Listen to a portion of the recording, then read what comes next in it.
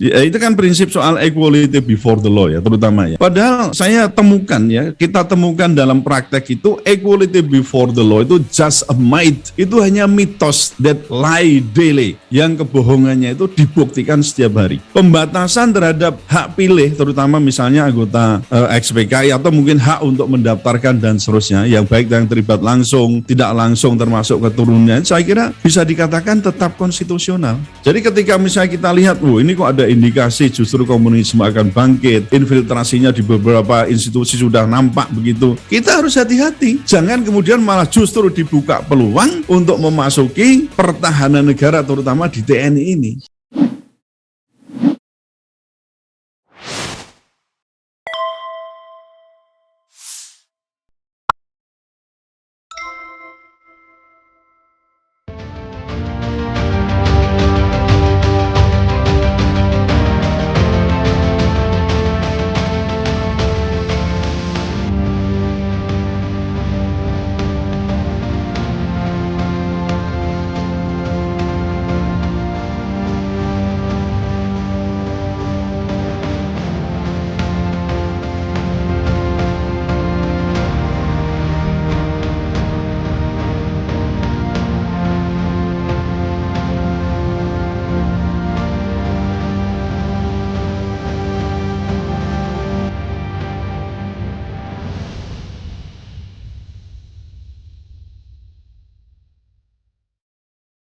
Baik Mas Samad dan juga para narasumber, para pemirsa dimanapun saudara berada, yang insya Allah dimuliakan oleh Allah.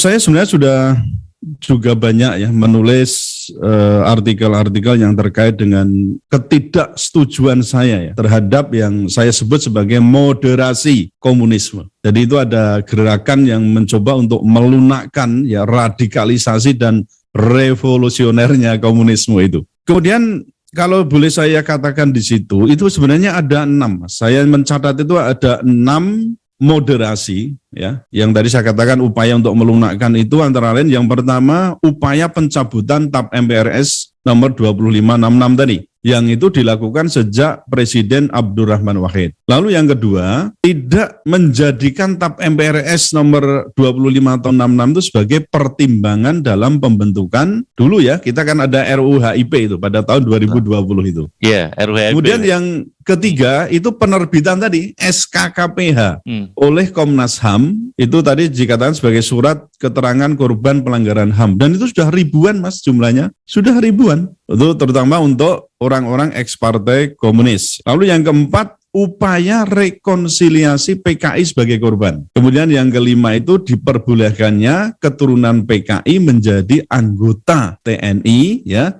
yang sekarang tadi ada kebijakan baru dari Panglima TNI Andika Perkasa itu.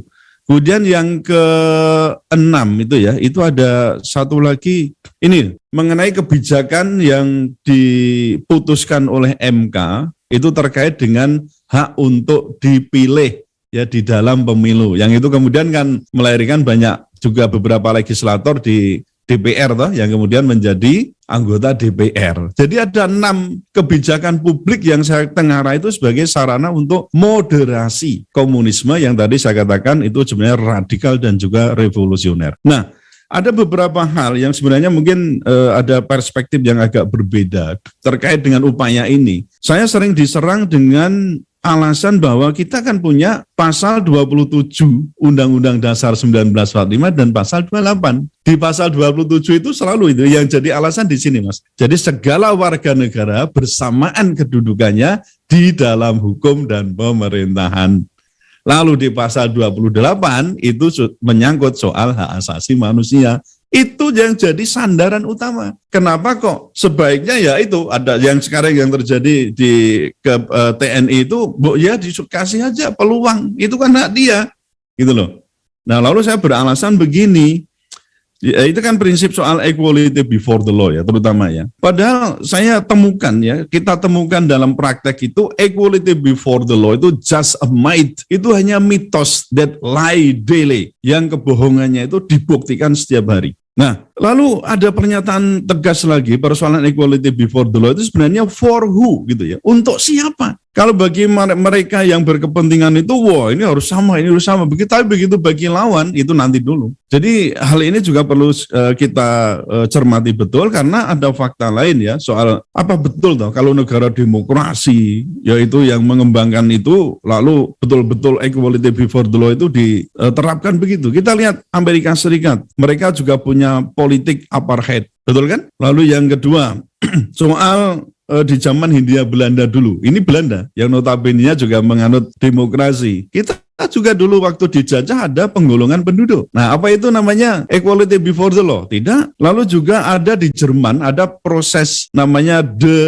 denasiisasi. Kemudian soal di Amerika lagi, persoalan bagaimana sikap mereka terhadap teroris yang sebelum kemarin ya ada upaya untuk gerakan untuk anti Islamophobia, tapi selama berapa puluh tahun itu terhadap jaringan namanya terorisme, terutama Al-Qaeda, terhadap mungkin bisa dikatakan underbow-nya, wah itu yang berafiliasi dengan itu, yang kalau di kita itu namanya ada JI, ada JI ya, terutama yang kemarin yang sangat dikait-kaitkan itu sampai siapapun yang terkait saja itu diikut-ikutkan. Jadi persoalan equality before the law itu memang saya kira perlu dipertanyakan kembali, karena kalau kita kaitkan misalnya dengan hak asasi manusia itu, apakah betul kalau kita membatasi hak asasi manusia itu membatasi hak tertentu dikatakan melanggar hukum dan membatasi hak asasi manusia. Nah, saya pikir begini Mas, pembatasan terhadap hak pilih terutama misalnya anggota XPKI atau mungkin hak untuk mendaftarkan dan seterusnya, yang baik yang terlibat langsung,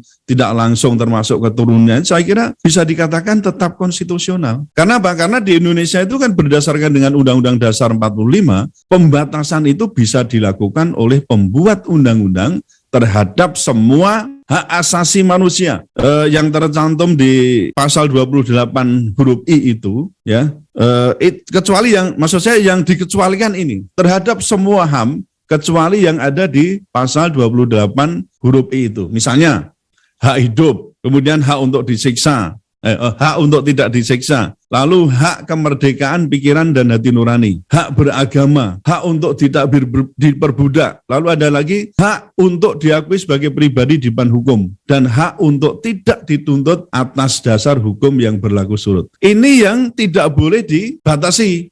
Tapi kalau untuk kayak tadi hak pilih, misalnya hak untuk dipilih, kemudian juga hak untuk mendaftar atau masuk ke instansi tertentu itu bisa dibatasi. Memang ada pembatasan yang sifatnya itu situasional, tidak permanen. Jadi kita lihat kondisi politik itu kan terus berjalan Mas, artinya fluktuasinya jelas. Jadi ketika misalnya kita lihat, ini kok ada indikasi justru komunisme akan bangkit, infiltrasinya di beberapa institusi sudah nampak begitu, kita harus hati-hati. Jangan kemudian malah justru dibuka peluang untuk memasuki pertahanan negara terutama di TNI ini. Ini kan sama aja membuka peluang yang bisa jadi kalau nanti sudah dikup, wah kita bisa tinggal nunggu waktu. Ambiar kita itu dari negara yang konon katanya religious nation state menjadi negara komunis. Dan perlu saya ingatkan tadi bahwa komunisme itu bertentangan dengan Pancasila dan juga bertentangan dengan Islam. Nah ini harus kita pegang betul itu Mas ya.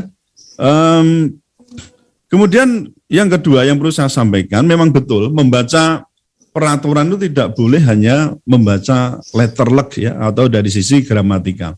Kita harus mengerti politik hukumnya. Tadi sudah disinggung Mas Hosinuddin, politik hukumnya ada di bagian konsideran dari TAP MPRS nomor 25 tahun 66 tadi. Lalu yang kedua persoalan histori. Jelas ya, bagaimana pemberontakan PKI itu tahun 1948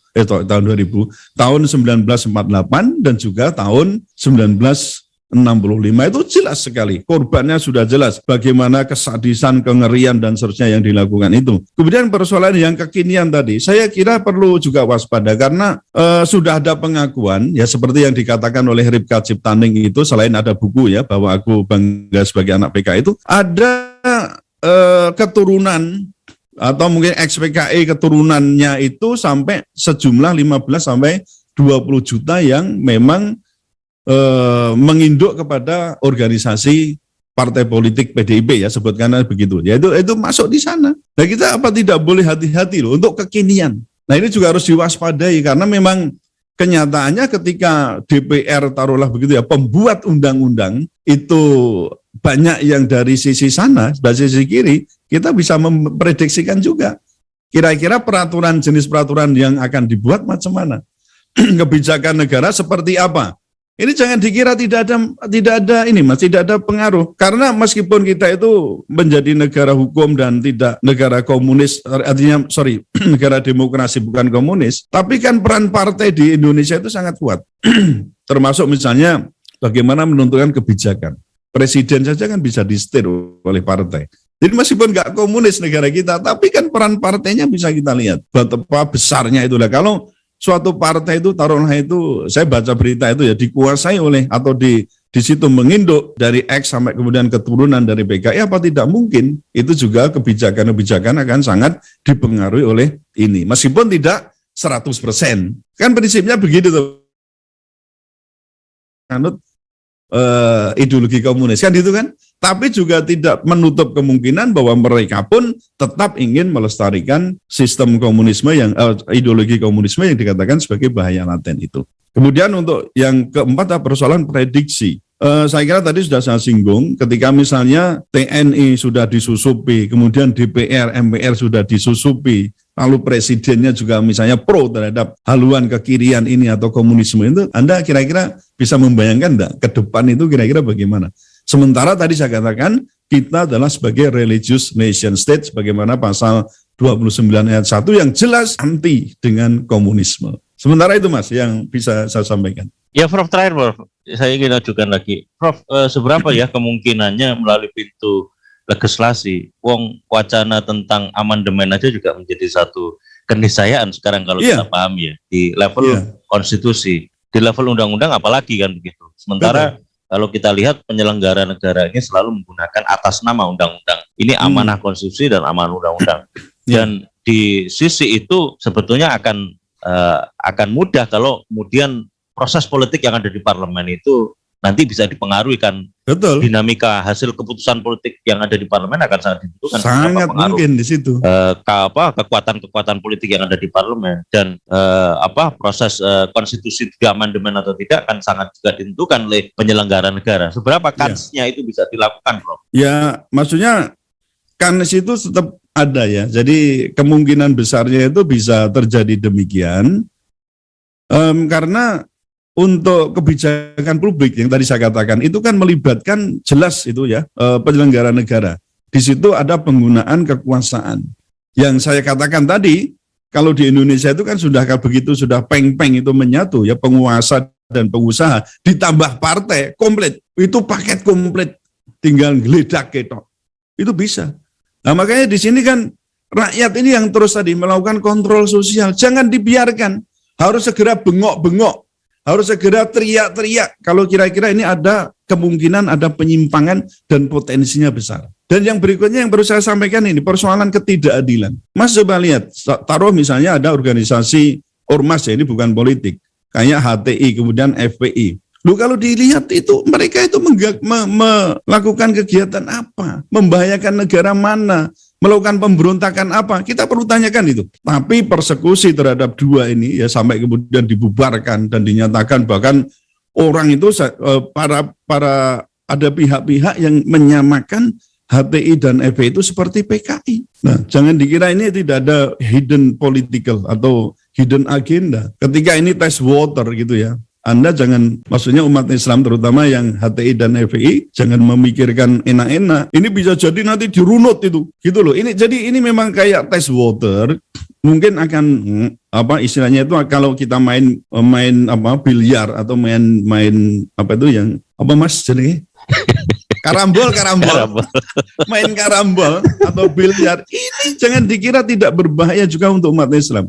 Karena bisa menjadi bola liar dan akan menjadi bumerang. Oleh karena itu memang kita harus betul-betul lebih hati-hati ya menyikapi ini. Tapi prinsipnya yang harus kita pegang kan bahwa komunisme itu kan bertentangan dengan Islam, bertentangan dengan Pancasila. Nah kalau soal HTI dan FPI itu saya pikir lebih ke aspek politiknya.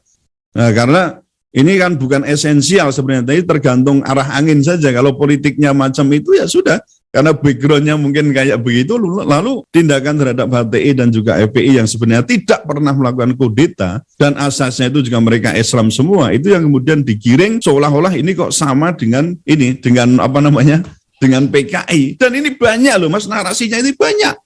Jangan dikira jangan dikira sedikit. Maka ini sebenarnya tindakan yang tidak adil ketika ingin mempersamakan antara PKI yang notabene-nya itu sudah pernah melakukan pemberontakan dan ideologinya itu jelas bertentangan dengan Islam dan Pancasila, mau disamakan dengan FPI dan HTI. Itu juga harus kita lawan.